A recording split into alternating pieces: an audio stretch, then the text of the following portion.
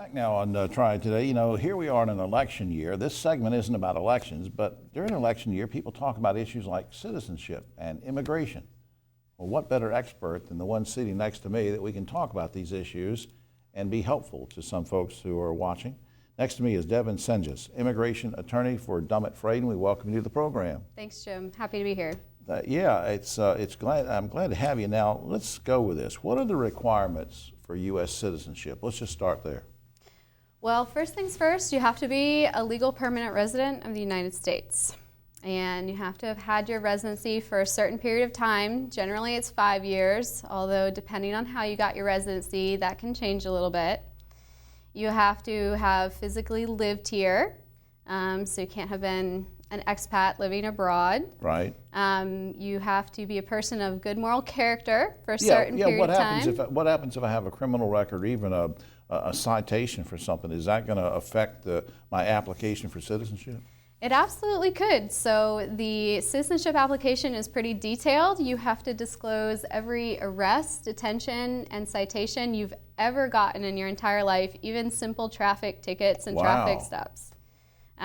In a lot of cases, you actually have to hunt down a certified disposition of that citation as well. So you have a lot of homework when you're preparing to become a U.S. citizen. I get the feeling this is not like a quick turnaround. This is a long process, or can be. It can be a long process. Processing times vary once the application is in the mail, but actually United States Citizenship Immigration Services North Carolina offices are scheduling these pretty quickly this year. Okay. Right now it's 4 to 5 months. Now let's say that I'm a citizen of the United States, but my wife is not a permanent resident. Can I apply for citizenship on her behalf? Absolutely, yes. That's one of the privileges of a U.S. citizen, is to apply for your spouse, but you can't apply for their citizenship. You're applying for their permanent residency, and so if they're able to get their residency, then that will be their decision later on if they want to become a citizen. The permanent residency. All right, now explain what that means, to be a permanent resident. So that's kind of the bridge step. Since you can't go directly from non-citizen to citizen, you have to be a permanent resident first. So it's a lot of the same. You can live here on a permanent basis, you can work, you can travel, but you don't enjoy some of the privileges of citizenship. You can't vote, can't serve on a jury, can't work certain government jobs. Okay. Now, but let me just piggyback off that for just a second.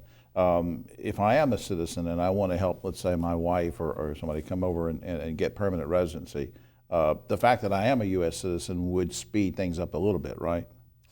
Yes, so the process for a spouse to apply for residency is faster than certain other visa categories. Gotcha. That's correct. I got you.